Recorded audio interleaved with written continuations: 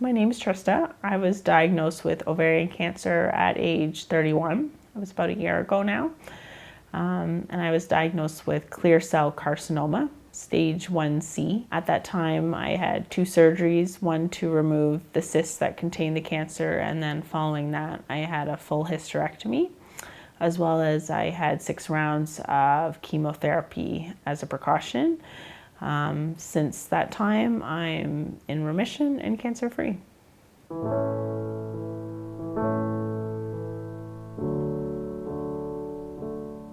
You know, at my age, I was thinking about having children, and I really struggled with that because I kept saying, you know, what about fertility? And everyone was so focused on get rid of the cancer, get rid of the cancer. And I was over here saying, what about fertility, kids, like, because you can't take that back once that's all removed. So it was a hard time that way because I think everyone was so focused on that. Like, I was worried about the cancer, don't get me wrong, but it was kind of like, I was looking at some other things too. So it was kind of hard because everyone was kind of like, well, don't worry about that because you need to worry about the cancer. But I was like, but I'm gonna have a life after this, hopefully. So, you know, I've got to worry about that type of stuff. So that was hard. But they said basically with the aggressive nature of the type of cancer I had, the time I would need to, you know, do hormone injections or the preparation for all that, like it would be a risk to have those hormones going through my body. It could make the cancer spread. They didn't know how it would react to that and the time you would need. Like you'd have to put off having surgery, doing chemo. And so it was a hard decision because, you know, you're like, if I don't do that, am I going to put myself at risk?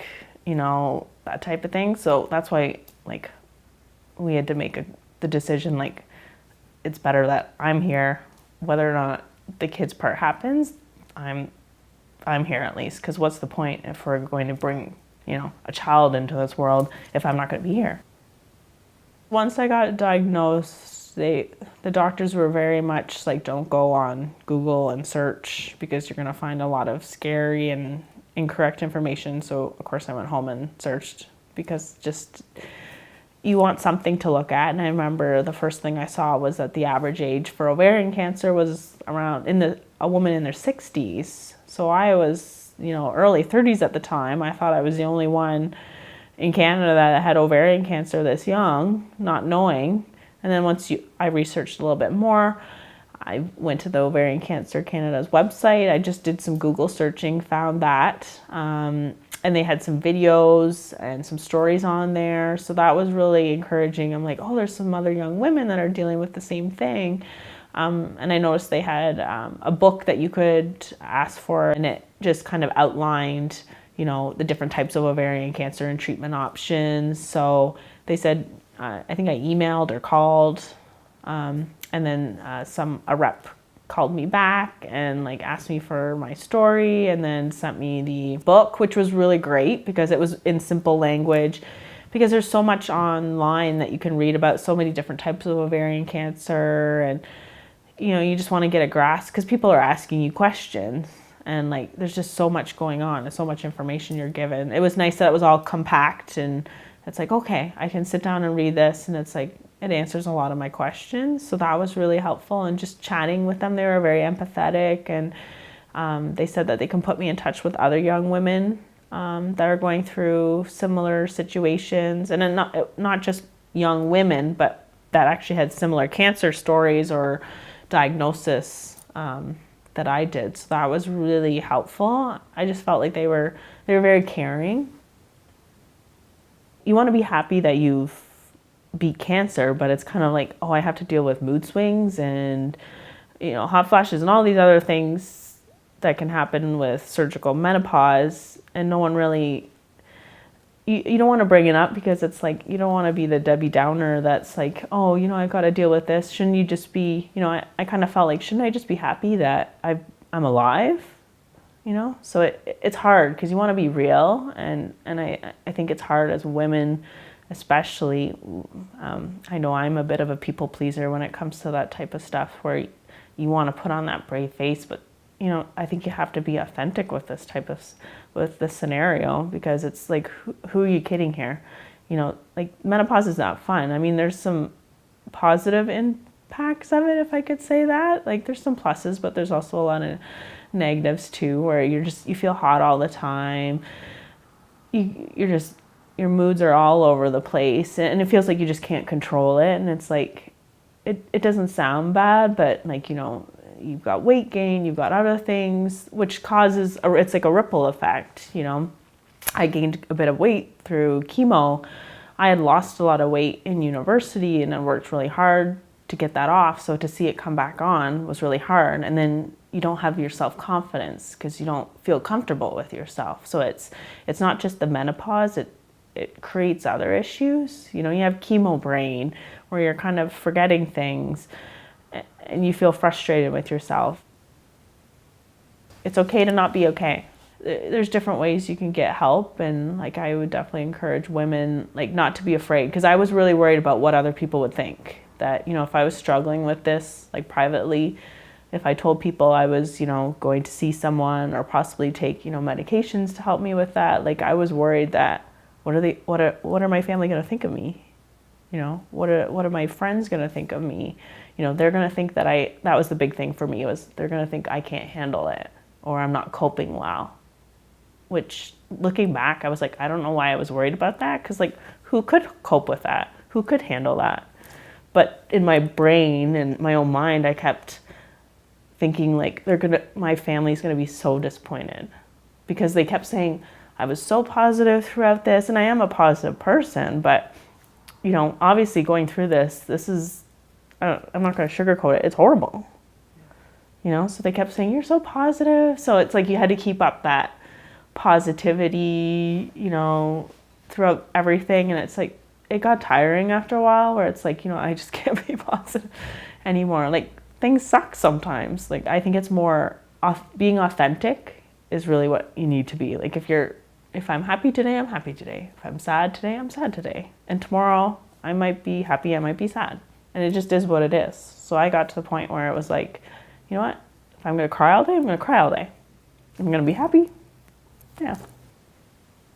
I went to a support group that was local here, like a women's cancer support group. There's also an ovarian cancer support group that's nearby, and I found both of them very helpful, just because they can relate to you, and you felt like comfortable and open, that anything that was bothering you, and you didn't have to always talk about cancer. It could just be something else that's going on in your life, maybe something with family or your job or things like that. But they could always just get it. Whereas as much as family and friends, you know, support you and they want to talk to you about it, it's just, you can just tell that they're like, no, they're not really getting it. And I never felt bad about that. It was just, it is what it is. But those people, like, I found that just so helpful, because they got it, and you just felt so supported, where it's like, oh, they've gone through that too. And it's like, I'm not the only one, because that's a big thing, where thinking that you're the only one dealing with this, it's scary, because you just feel so alone. And I think that's a big part of going through this cancer process, is not feeling alone.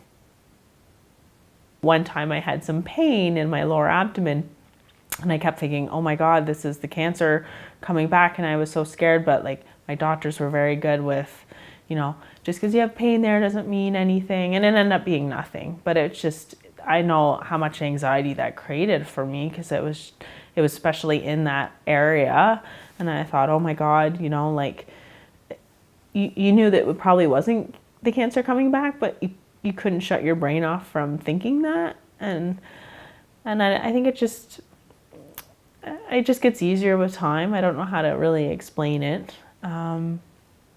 I mean, I try to relax myself, do as much self-care as I can leading up to those appointments. And I also know that, like, I've went through all that. I went through the diagnosis. Like, I've been through that and back. That, you know, like, if it came back, it came back. Like, at one point you kind of have to let it go, where it's like, you know what, it is what it is.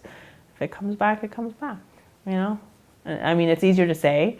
Obviously, if it did, like, I might not be as, you know, laissez-faire about it, but part of it is just like, that's life, and it's like, what, I made it through that diagnosis. If it came back, I'd make it through that again. And you just have to be positive as much as you can about it.